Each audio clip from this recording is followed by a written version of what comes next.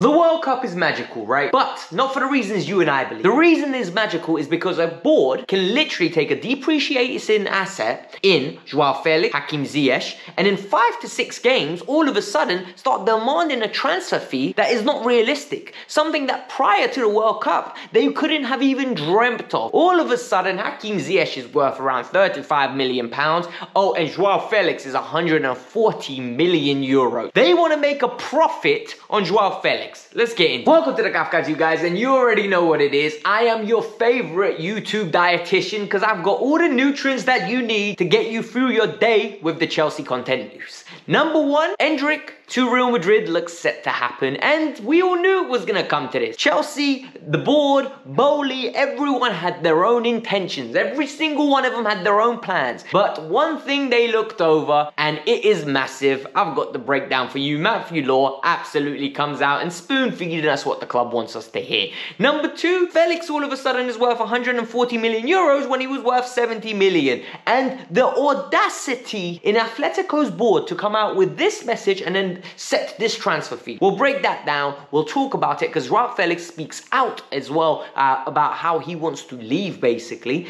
And finally, Hakim Ziyech. A lot of you are coming out with all this nonsense, and I'm sorry for calling it nonsense, but we need to give Hakim another chance. We need to give Hakim another go at Chelsea. No, it's too late. Enough. No more Hakim Ziyech. Alright? Hakim Ziyech, 99% certain, reports in Italy are saying he's joining AC Milan. Thank you. Give me the money. I don't want to see Hakim in Chelsea blue again. I don't. Let's get into this video. Let's break these stories down. You're going to enjoy it. I'm going to enjoy it. Let's get into it. But obviously, before we get started, I think it's very important that we keep a nice rhythm at this channel. Number 1, you hit that like button and we keep hitting 500 likes. People, the likes have not been liking recently, okay? So please hit the like button. Let's aim for 500. If you're like number 37, tell me you're number 37. If you're 69, 69, you get the gist. Number 2, subscribe to the channel because the subscriber count is not going up. I don't understand. Normally, we're growing by at least 100 a week. This week's being pathetic. We can do better. If you're new, you will like this content, okay? So you best stay.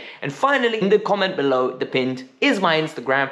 That's where I communicate with you guys directly. If you want to ask me any questions, I respond via a voice note or via messages. That's how you build a community. That's how you get a good channel going. And that's how it becomes a harmonious group. But now, let's start with the Joao Felix news because I think it's amazing. We're going to start with the Joao Felix news. And number 1, let's give Fernando Santos a round of applause. This man earned my respect. He absolutely earned my respect. He did what needed to be done. Cristiano Ronaldo got dropped, okay? It needed to be done for them to have a chance to win the World Cup. Now they've actually got a big chance to win the World Cup because all of a sudden they've got Gonzalo Ramos up top. They've got a bunch of attackers who are in the prime of their careers or early on in their stage with a lot of legs in them, and all of a sudden the defense looks solid and the team just looks like a collective unit. Ronaldo's a great player, but Ronaldo's 38 years old. Not everyone's Thiago Silva and still amazing at 38. All right, let's stop right there.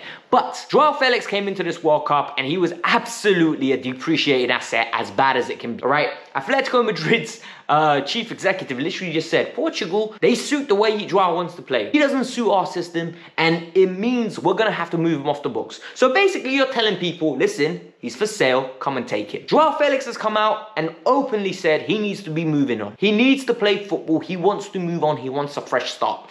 I've reported in the past that other sources have been saying that Diego Simeone and Felix are not on talking terms. They don't get along, all right? They're literally on, good morning, you all right? I'm all right. How are you? I'm good. That's it. They don't talk. They don't like each other. And it explains why Felix has only been playing 8-9 minute cameo. On what planet can Felix have 4 good games? Because that's essentially what it has been. 3 games in a group, and I don't even think he played in the final game. And then he goes on and plays 1 good game in the last 16, and his value goes from 70 million euros, where Chelsea, Manchester United, PSG, and Arsenal licking their chops. They're like, oh, this is a signing that we will love. This is a signing that we will accept. To all of a sudden, 140 million euros. You bought him for 115 million pounds. You bought him in 2019. He's got a contract to 2026, so that expires in 2 years' time. And you want to make a profit on Joao Felix. Have you seen Joao Felix play for Atletico Madrid? On what grounds can they actually come out and ask for this value? Joao needs to make it difficult.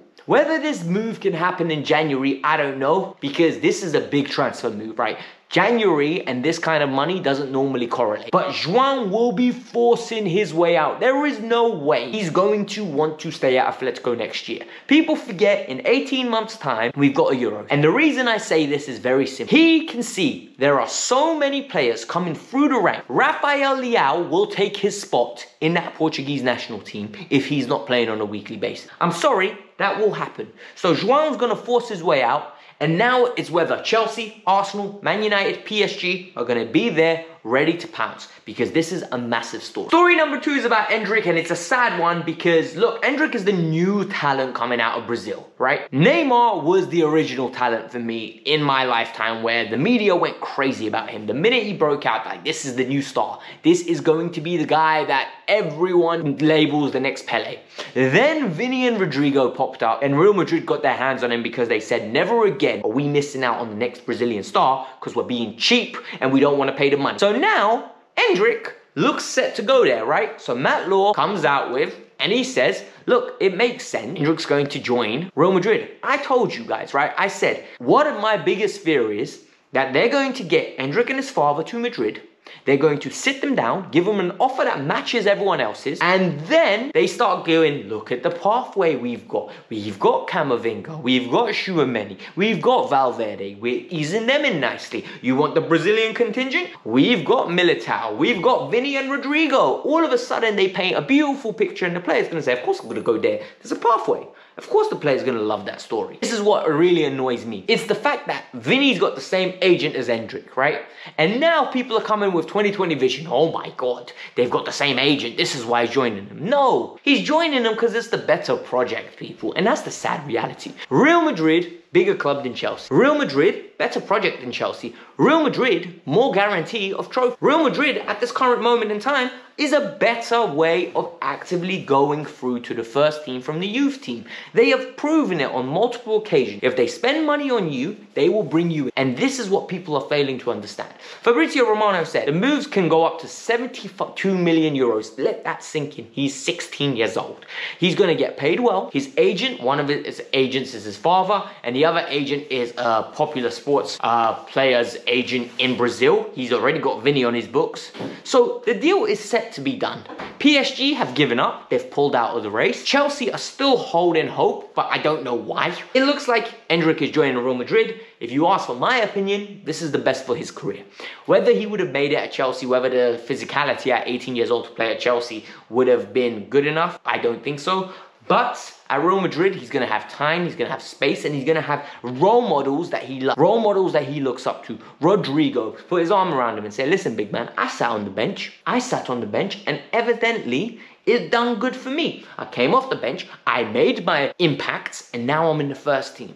And it's something like this. When you see someone in front of you who you aspire to be like, and you look at their pathway and you start comparing your pathway to them, it gives you hope, it gives you belief, and it's something that I don't believe he would have at Chelsea. That's my personal opinion. I want to hear yours. Now let's get into Mr. Hakim Ziyech. Alright, Hakim Ziyech did something very impressive yesterday. There's only been one other team in the history of football that has reached, two actually other teams, I think Cameroon and Ghana, that have reached the quarterfinal stages as an African team at a World Cup. Morocco have done this now as well, so it makes it 3. Morocco beat Spain on penalties, and Spain could have played for another 3 hours. They never looked like scoring. Literally, Spain's football is actually draining to watch at times. Like, if they're not intuitive and opening up a team and someone just says, all right, put crosses, they are very draining to watch, and it becomes very boring and lackluster. But Hakim Ziyech now, all of a sudden, a lot of Chelsea fan and a lot of contingent are like, well, you know what, why don't we just keep Hakim? Why doesn't Potter play him? Have we not seen enough of Hakim in the Premier League? I'm sorry, Hakim has talent, but he doesn't have the physicality for the league. I'm sorry. International football suits him. Serie A will suit him. Eredivisie suits him.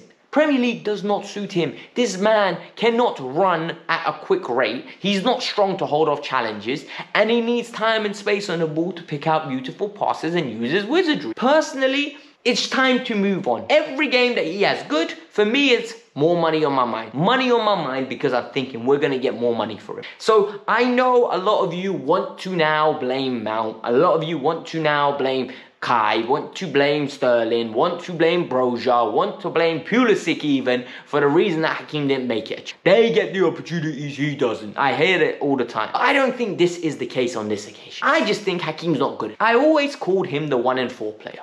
1 in 4 games is going to be wonderful. The other 3 is going to go by where you don't even realize he's playing. And that's my personal opinion. I'm sorry, I might be too strong with that, but it's the reality. Guys, this was the Kavkas View. I hope you liked this video. I hope you enjoyed it. I hope it gave you some food for thought. I hope I filled your nutritional needs, as I like to say, because I'm the YouTube dietitian over here. Hit the like button, subscribe to the channel. We're aiming for 500 likes on this channel. And yeah, let's kickstart December, because it's been a slow month so far for views, for subscriptions, and likes in general. So let's get it started. Peace out. I'm out.